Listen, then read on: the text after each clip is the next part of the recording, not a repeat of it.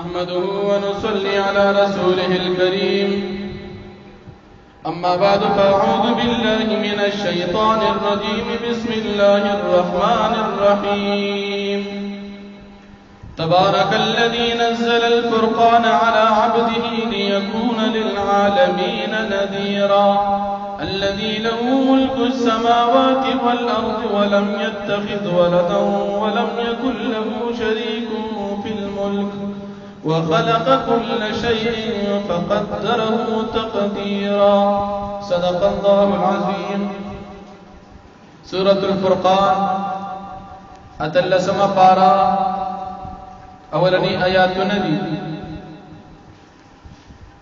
دا سورة الفرقان مکی سورت دی. جمهور مفسرین فرمائی چی دا ټول سورت مکی سورت دی، یعنی دا نبی علیہ السلام دا ہجرت نمخ کی نازل شوی. عبداللہ ابن عباس رضی اللہ عنہ امام قتادہ رحمت اللہ علیہ فرمائی چی دا دی سورت اخیرنی دری آیاتنا آغا مدنی دی. والذین لا يدعون مع اللہ الہا آخر دا دی پسی دری آیاتنا دا مدنی دی، دا ہجرت نباد نازل شوی دی، او نور ټول صورت چی دی دا مکی دی. نو پہ اختلاف دا مفسرین کی ټول صورت مکی دی یا بعضی حصہ مدنی او دیر حصہ مکی صورت دا ہجرت نوڑان دی نازل دی، او مدنی اغا صورت کی دا ہجرت دا نبی علیہ السلام نباد نازل شوی دی. دی صورت دا صورت الفرقان ہوئی. فرقان پا مانا دا حق او دا باطل دا فرق دراوستو، او بدی صورت کی دا سی مضامین بیانی گی چی دا حق او دا باطل پا منس کے فرق راولی. دی صورت کی شپږ رکوعات و اویا آیاتون دی. دا صورت پا اعتبار دا ترتیب قرآنی سرا 25 دی، او دا نزول پا لحاظ سرا دا صورت 200 نمبر نازل شوی. دی صورت کی 906 کلمی دی، 3900 او 19 حروف باندې دا صورت مشتمل دی. د دې صورت د مخ کی صورت سره ربط او مناسبت داري چې په مخ کی صورت کې په آخر کې د الله پاک د توحید دلایل عقلیه بیان شو، او د دې صورت پشورو کی دا اللہ پاک دا توحید دلائل عقلیہ بیانی، یا دا مخ کی صورت پشورو کی دا قرآن کریم صداقت بیان شو، او دا دی صورت پشورو کی ہم صداقت دا قرآن کریم بیانی، یا دا مخ کی صورت کی دا اللہ پاک دا اللہ رب العالمین دا نیکان و بندگان و مومنان و صفات بیان شو، او دا سورت الفرقان یعنی دا دی صورت پا آخرہ کی ہم دا مومنان و صفات بیانی. دا صورت چونکہ مکی صورت تھی، او پا مکی صورت کے 3 مضامین توحید اللہ پاک کی یو دی، پا اعتبار دا ذات او دا صفتون سر ہز قسم شریک نلری.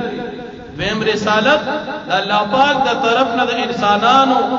دا ہدایت دا پار اللہ پاک سے بندگان منتخب کری اغیتا پیغمبران ہوئی دا اغی رسالت. اخیرانی پیغمبر نبی کریم صلی اللہ علیہ وسلم او دریم مضمون پا دی صورت کی دا مکی صورت کی اخیرت بیانی، یعنی دا مرگ نباد زندگی حق دا، قیامت حق دی، دا قبر عذاب او زندگی حق دا، حساب کتاب حق دی. دا اخیرت مضامین ہم پا دی صورت کی بیانی. پا دی صورت کی اللہ رب العالمین دا کافران و مشرکان و شبہات بیانی. مشرکان و کافران بوید قرآن کریم دا نازلیدو پیدا صدا، بلچہ قرآن کریم اللہ لگ لگ نازلین دا پیوزے ولن نازلی، بلچہ دا پدی پیغمبر باندی نازلی. نو زمان پدی خلق و عربو کی خلویل وی مالدار خلقو باغی ولن نازلی، بلدی کافران بدا اللہ رب العالمین سر شریک کردو.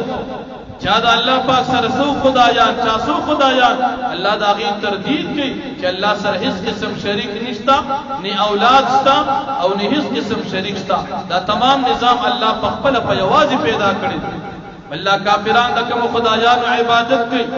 دا ہس چیز نشی پیدا کولی، د دې د خدایان په خپل دي انسانانو جوړ کړی دي دا نه د پیدې دي چې پیدا چاته ورکی او نه د ضرر د لري کول دي نه د مرګ مالکان دي نه د جن مالکان دي نه د باس بعد الموت مالکان دي دا څنګه خدایان دا خو بے ځای دي بلې کافرانو به د قران کریم نه انکار کو وای دا قران کریم دی پیغمبر د ځانه جوړ کړی دی الله پاک فرمایي دا ظالمان دروغ وي دا ما نازل کړی دی په دې پیغمبر باندې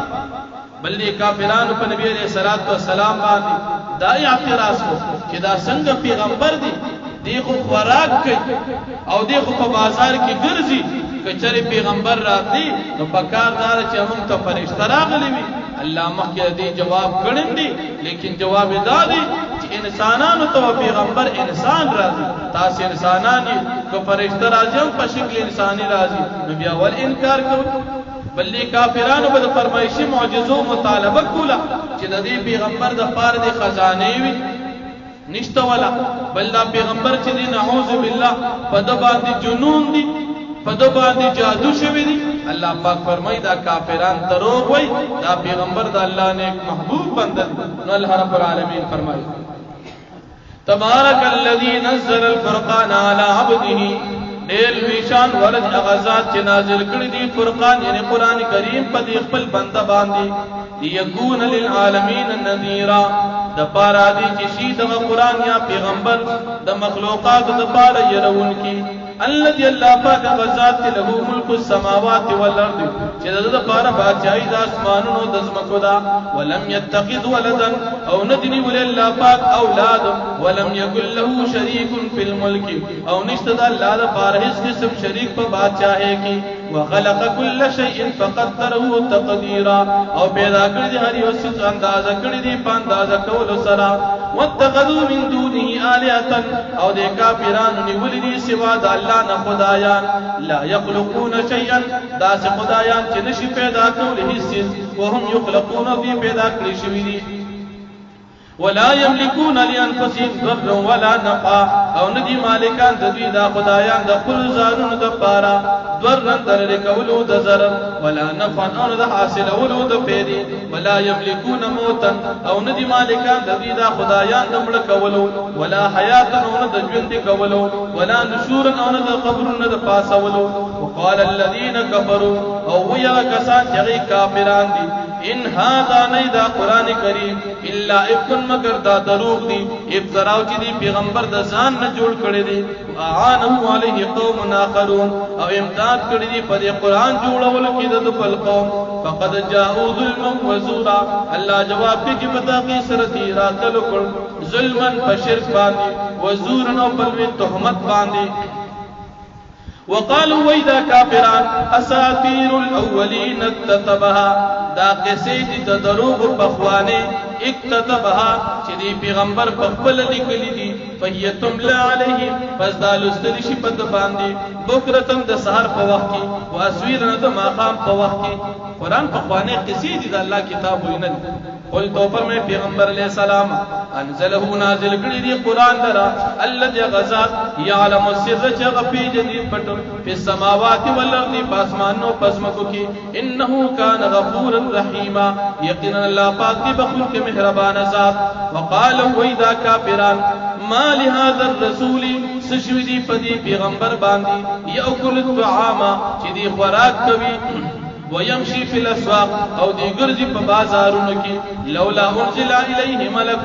ولنشي نازل ولي پدی پیغمبر باندې فرشتہ چې مونږه وینو فيكون معه نذيرا فسد سر نذيرا يرون کې او يلقى اليه كنز